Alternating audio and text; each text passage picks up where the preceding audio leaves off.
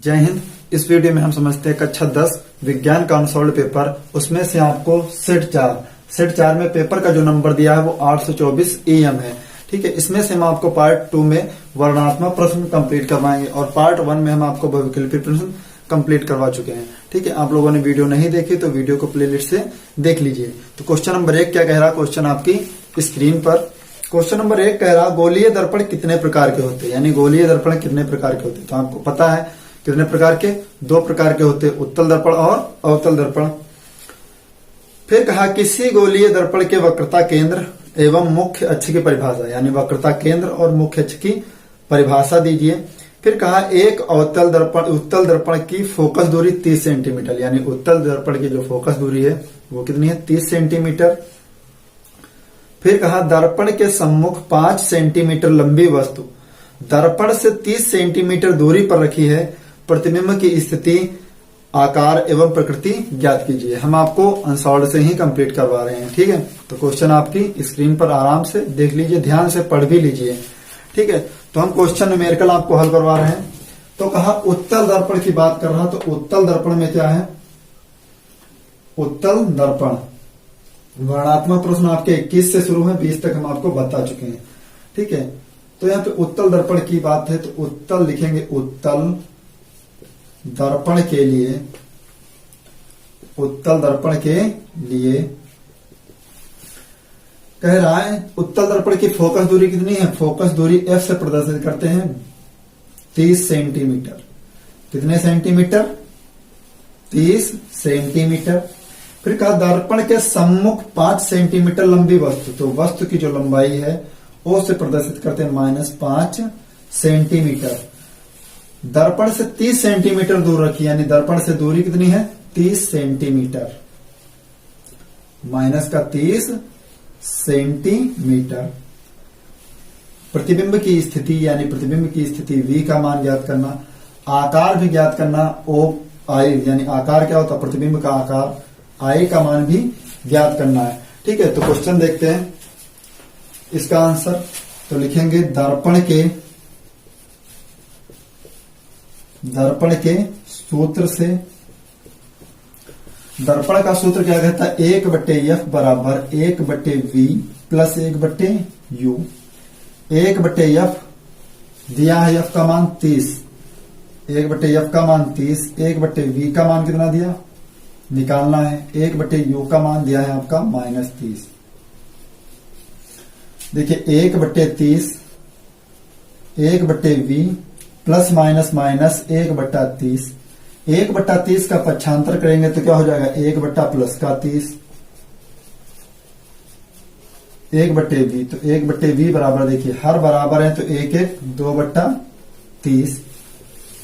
तो V का मान कितना आया, 30/2, यानी यहां पे पलट दिया तो यहां पर भी पलट देंगे, 2 से काटेंगे 2 15 30, तो यानी V का मान कितना आया, 15 सेंटीमीटर।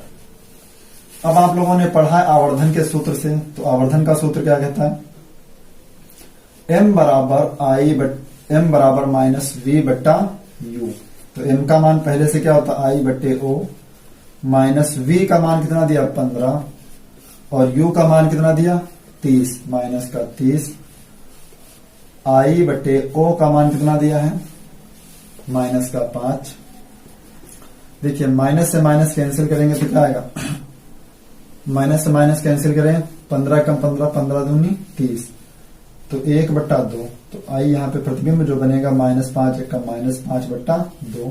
तो I का मान कितना है, 5 को 2 से भाग करेंगे, -2.5 सेंटीमीटर। माइनस लिखेंगे नहीं तो यहाँ पे क्या लिखेंगे, 2.5 सेंटीमीटर इसका राइट आंसर है। ठीक है, आप लोगों के पास अनसॉल्व हो तो आप अनसॉल्व से क्वेश्चन मैच करके आंसर भी चेक कर लीजिएगा। ठीक है, तो यहाँ पे आंसर आपका -2.5 ही है। ठीक है, तो यहाँ पे लिख भी सकते हैं, नहीं भी लिख सकते, कोई दिक्कत नहीं। फिर क्वेश्चन नंबर 22 क्या कह रहा है, आप आराम से क्वेश्चन नोट कर लीजिएगा। ठीक, क्वेश्चन नंबर 22 क्या कह रहा है, क्वेश्चन नंबर 22 आपकी स्क्रीन पर। कहा आंख की समंजन क्षमता का अर्थ समझाइए। तो आंख की समंजन क्षमता का अर्थ समझाना है। फिर कहा किसी उत्तल लेंस द्वारा प्रतिबिंब बनाने के लिए किरण आरेख बनाइए, यानी उत्तल लेंस द्वारा प्रतिबिंब बनाने के लिए किरण आरेख बनाना है। फिर कहा ए में वस्तु लेंस तथा इससे 2f की दूरी पर, बी ऑप्शन कह रहा है वस्तु 2f एवं अनंत के बीच हो। तो ये आपको लिखना है कॉपी में। फिर 23 नंबर क्वेश्चन कह रहा, यानी वर्णात्मक प्रश्न का 23 नंबर क्वेश्चन कह रहा आपकी स्क्रीन पर, बहुत अच्छा क्वेश्चन है, समांतर श्रेणी से संबंधित क्वेश्चन है, यानी विद्युत चैप्टर से संबंधित है। तो क्वेश्चन 23 क्या कह रहा, प्रतिरोधों के समांतर संयोजन के किन्हीं दो लाभों का उल्लेख कीजिए, यानी किन्हीं दो लाभों का उल्लेख कीजिए। दिए गए परिपथ में प्रत्येक प्रतिरोध में प्रवाहित धारा तथा परिपथ में प्रवाहित संपूर्ण धारा का मान ज्ञात कीजिए, यानी परिपथ में सबके लिए ज्ञात करना है। ठीक है, तो ऑप्शन आपका दिया है क्वेश्चन आपकी स्क्रीन पर, उसका आंसर हम आपको कंप्लीट बता रहे हैं। ठीक है, तो R1 का मान यहां पे दिया है कितना 8 ओम, R2 का मान दिया है आपका 12 ओम, फिर कहा R3 का मान दिया है 24 ओम। लेकिन कहा है प्रत्येक प्रतिरोध में, अलग अलग प्रतिरोध में बताना है धारा का मान। ठीक है, तो यहां पे दिया है वोल्टेज जो दिया वो 8 वोल्ट दिया, विभवांतर कितना दिया 8 वोल्ट। तो धारा I1 का मान ज्ञात करना है, धारा I2 का मान ज्ञात करना है, फिर धारा I3 का मान ज्ञात करना है। तो यहां फिर क्या यहां लिखेंगे ओम के नियम से, ओम के नियम से, ओम का नियम क्या कहता है V बराबर I1 R1, I1 R1। क्यों? क्योंकि हमें सबके लिए सबके लिए धारा ज्ञात करनी है। तो V का मान कितना दिया 8, I1 R1 का मान कितना दिया 8। देखिए 8 से 8 कैंसिल हो जाएगा तो कितना I1 धारा के लिए कितना मान बचा 1 एम्पियर, 1 एम्पियर। फिर यहां पर निकालेंगे V बराबर I2 R2। I2 का मान निकालना तो V का मान कितना दिया 8, I का मान ज्ञात करना, R2 का मान निकालना है, R2 का मान कितना दिया 12, बटे गुणे में 12 पक्षांतर करेंगे तो बटे में 12, 4 दूनी 8 4 तियां 12। तो धारा का मान कितना दिया 2/3, 2/3। इसे हम भाग करेंगे तो कितना आएगा 0.667 एम्पियर। फिर तीसरा देखते हैं V बराबर I3 R3, I3 R3, I3 का मान निकालना तो V का मान 8, R3 का मान कितना दिया 24, गुणे में है 24 पक्षांतर करेंगे बट्टे में 24, 8 एकम 8 8 त्रुक 24। तो I3 यानी तीसरी धारा का मान आया 1/3 और 1 को 3 से भाग करेंगे तो उत्तर कितना आएगा 0.333 एम्पियर। यही आपके तीनों आंसर 1 2 और यहां पर आपका तीसरा आंसर है। ठीक है, तो आप आंसर मैच कर लीजिएगा। ठीक है, फिर कहा है संपूर्ण धारा का मान ज्ञात करना है, सब पूरे धारा का मान ज्ञात करना है। ये तो हमने सबके लिए अलग अलग धाराओं का मान ज्ञात किया है, फिर हमें संपूर्ण धारा का मान भी ज्ञात करना है। क्वेश्चन ये आपका दिया है 4 अंक का, चारों अंक के क्वेश्चन बहुत इंपॉर्टेंट है। तो यहां पे देखते हैं संपूर्ण धारा का मान ज्ञात करना है। तो संपूर्ण धारा कितनी होती है I का मान हम कब ज्ञात कर पाएंगे जब संपूर्ण प्रतिरोध निकाल लेंगे। तो संपूर्ण प्रतिरोध दिया किसमें है क्वेश्चन में, देख लीजिए समांतर क्रम में संयोजित है। तो लिखेंगे चूंकि प्रतिरोध समांतर क्रम में संयोजित हैं, समांतर क्रम में संयोजित हैं, तब क्या निकालेंगे तुल्य प्रतिरोध 1/R बराबर 1/R1 plus 1/R2 plus 1/R3। तो 1/R का मान कितना दिया R1 का मान दिया 8, R2 का मान दिया 12 और R3 का मान कितना दिया 24। तो 12 दूनी 24 हर बराबर कर लेंगे 8 त्रुक 24। तो 1/R बराबर कितना 3 एकम 3 बट्टा 24 2 एक कम 2/24, फिर 1/24। तो यहाँ पे 1/r का मान कितना आया? 3 2 5 1 6, 6/24, 6 कम 6, 6 चौक 24। तो 1/r बराबर 1/4। तो r का मान कितना आया, यानी संपूर्ण प्रतिरोध कितना आया? 4 ओम। संपूर्ण प्रतिरोध कितना आया? 4 ओम। तो संपूर्ण धारा का मान ज्ञात करना है, तो ओम का नियम क्या होता? ओम के नियम से, ओम का नियम क्या कहता? V बराबर IR। V का मान 8, धारा का मान निकालना, और R का मान कितना दिया? 4। तो 4 एकम 4, 4 दूनी 8। तो धारा का मान कितना है? 2 एम्पियर। यानी संपूर्ण परिपथ में जो धारा बहेगी उसका मान 2 एम्पियर। और सबके लिए तो हम अलग अलग निकाल ही चुके हैं। तो ये बहुत ही इंपॉर्टेंट क्वेश्चन था, आप लोग अपनी इस कॉपी में नोट कर लीजिए, एग्जाम में आने वाले क्वेश्चन है। फिर क्वेश्चन नंबर 24 क्या कहा है, ध्यान से देखिए क्वेश्चन आपकी स्क्रीन पर। विद्युत चुंबकीय प्रेरण का अर्थ समझाइए। ठीक है, तो विद्युत चुंबकीय प्रेरण का अर्थ समझाइए। किसी कुंडली में प्रेरित विद्युत धारा उत्पन्न करने के लिए किन्हीं 2 विधियों का उल्लेख कीजिए। प्रेरित विद्युत धारा की दिशा ज्ञात करने के लिए फ्लेमिंग के दाएं हाथ का नियम भी लिखिए, यानी फ्लेमिंग के दाएं हाथ का नियम भी लिखना है। आपके एग्जाम के लिए 2 नियम बहुत इंपॉर्टेंट है, फ्लेमिंग के दाएं हाथ का नियम और बाएं हाथ का नियम। फिर क्या दिया? दाएं अंगूठे का नियम, और फिर बाएं अंगूठे का भी नियम याद रखना है। फिर क्वेश्चन नंबर 25 क्या कह रहा है? निम्नलिखित समीकरणों को संतुलित कीजिए। तो संतुलित करना है क्वेश्चन नंबर 25। क्वेश्चन नंबर 25 आपकी स्क्रीन पर। 25 का पार्ट, 25 का पार्ट में दिया है समीकरणों को संतुलित कीजिए। तो पहला क्वेश्चन दिया है H2SO4 प्लस NaOH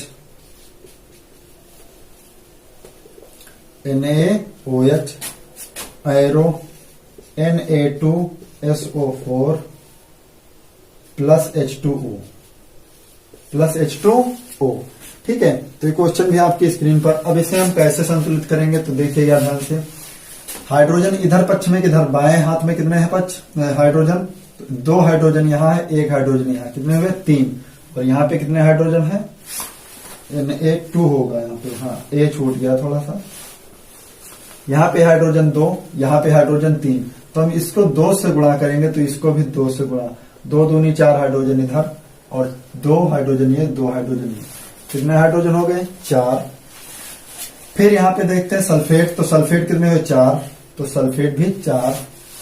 सोडियम कितने इधर? 2। यहाँ सोडियम 2। और आपका ऑक्सीजन कितने? 2। तो यहाँ पे 2 ऑक्सीजन ये, और 4 ये, 6।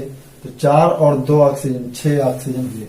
ठीक है, तो इस तरीके से हमारा पहला समीकरण संतुलित हुआ। दूसरा देखते हैं। दूसरा समीकरण क्या कह रहा हूं?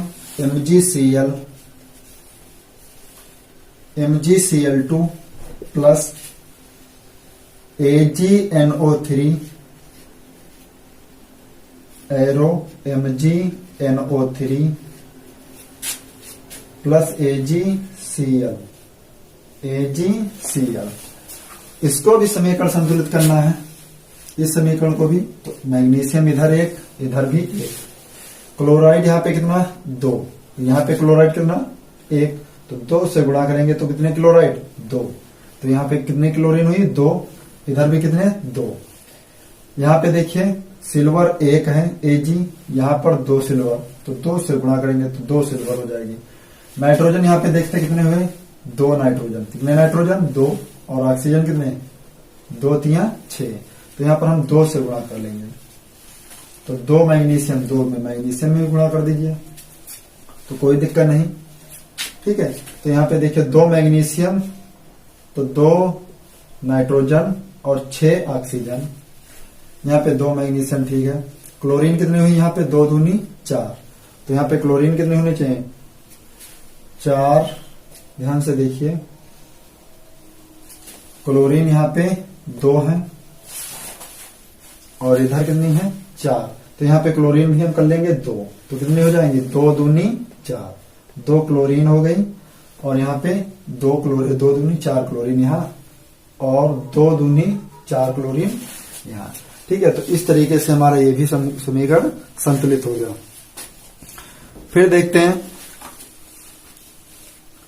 क्वेश्चन नंबर खा में कहा अभिक्रिया zinc plus H2SO4 arrow zinc plus zinc sulphate plus H2। तो ये भी क्वेश्चन देखते हैं। खा पार्ट में कह रहा zinc plus H2SO4 arrow ZnSO4 plus H2। अब ध्यान से देखिए, जिंक यहाँ पे है, SO4 यहाँ पे, तो जिंक सल्फेट बना। यहाँ पे किसका विस्थापन हो रहा है? हाइड्रोजन का। एरो ऊपर जा रहा, तो क्या हो रहा? हाइड्रोजन विस्थापित हो रही है। क्या हो रही है मेरे भैया? हाइड्रोजन विस्थापित हो रही है। ठीक है, तो इस तरीके से क्वेश्चन भी हमारा कंप्लीट हुआ। क्वेश्चन नंबर 26 देखते हैं।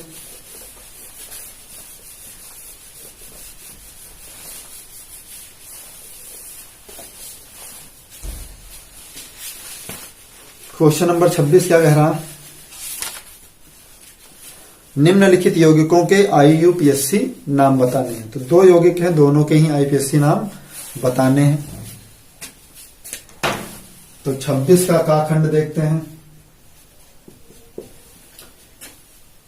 Carbon carbon carbon hydrogen hydrogen hydrogen, सब में हाइड्रोजन लगा। यहां पर डबल बॉन्ड में क्या लगा? O। तो यहां पर भी कितने हाइड्रोजन? सब में हाइड्रोजन लगे हैं। तो IUPAC के लिए सबसे पहले हमने आपको बता रखा, क्या बताया है कि आपको कार्बन पहले गिन लेने हैं। ठीक है, आपको कार्बन पहले से ज्ञात कर लेने हैं। तो कार्बन यहाँ पे हमारा कितना दिया? 1 2 3। तो कितने कार्बन दिए हैं? 3। तो 3 पे क्या होता? Carbon prop. क्या होता? प्रोप। फिर यहाँ पे लगा है कीटोन, ओन समूह लगा, C डबल बॉन्ड O में लगा होता हमारा कीटोन, यानी ओन लगा होता। क्या लगा होता? ओन। तो ओन कितने पे लगा? 2 पे। तो लिखेंगे प्रोप प्लस 2 ओन। तो क्या हो जाएगा यहाँ पे हमारा? तो यहाँ पे हमारा हो जाएगा प्रोपेनोन 2 प्रोपेनोन। 2 आगे कर लेंगे, प्रोपेनोन प्रोपेनोन। यही हमारा फर्स्ट क्वेश्चन का आंसर है। ठीक है, दूसरा क्वेश्चन देखते हैं। IUPAC के लिए वीडियो प्रोवाइड कराएंगे आपको अलग से, बहुत अच्छी तरीके से। तो दूसरे के लिए दिया है, कितने कार्बन दिए? 1 2 3 4 5 6। सब में लगे हैं, इधर लगा OH, यानी आल समूह लगा। OH कौन सा समूह होता है? आल समूह होता है। 1 2 3 1 2 3। सब में लगा है हाइड्रोजन।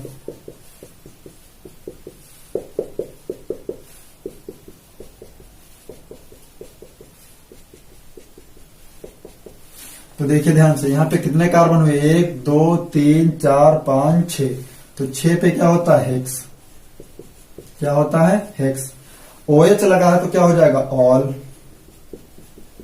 तो यहां पे जो बनेगा आपका IUPAC नाम, वो क्या बनेगा? हेक्सेनॉल। क्या बनेगा? हेक्सेनॉल। यही आपका राइट आंसर है। ओके, नेक्स्ट क्वेश्चन देखते हैं। Question number 27। निम्नलिखित यौगिकों पर टिप्पणी लिखिए। तो योगात्मक एवं प्रतिस्थापन अभिक्रियाओं पर टिप्पणी लिखना है। मिशेल पर आपको टिप्पणी लिखना है। उदासीनीकरण अभिक्रिया पर आपको टिप्पणी लिखना है। फिर अथवा में दिया विरंजक चूर्ण के 2 उपयोग लिखिए। संक्षारण क्या होता है, इसके निवारण की 2 विधियां भी लिखना है। ठीक है, तो इस तरीके से आपका ये पेपर भी कंप्लीट हुआ और थ्योरेटिकल क्वेश्चन आप आराम से हल कर सकते हैं अपने आप से। ठीक है, तो आप लोगों के इस सेट से, यानी सेट नंबर 4 आपका बिल्कुल कंप्लीट हुआ। पार्ट 1 और पार्ट 2 में कंप्लीट हो गया। मिलते हैं नेक्स्ट वीडियो में, तब तक के लिए जय हिंद।